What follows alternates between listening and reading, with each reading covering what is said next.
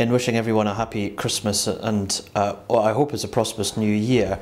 I do so in the context of the recession having a considerable impact on the borders in the Midlothian, and that's been the main focus of my work over the last few weeks.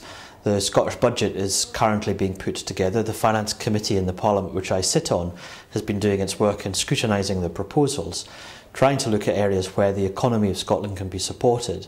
And within the overall context, the UK government's pre-budget report has implications for Scotland too.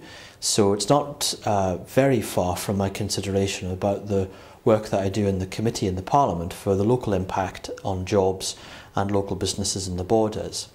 There's been some positive news with the announcement the Borders Railway project, although late and delayed, is finally going to tender. But we have to keep the momentum up because the project has been delayed a further year and the construction is not simply due to start until the very end of 2011, with services potentially starting in 2014. Another part of my work has been really supporting constituents, and I receive very many emails and letters and phone calls into the office on a very daily basis.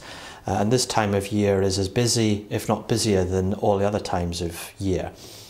So the Parliament now has risen for the Christmas break and it's back in the first week of January.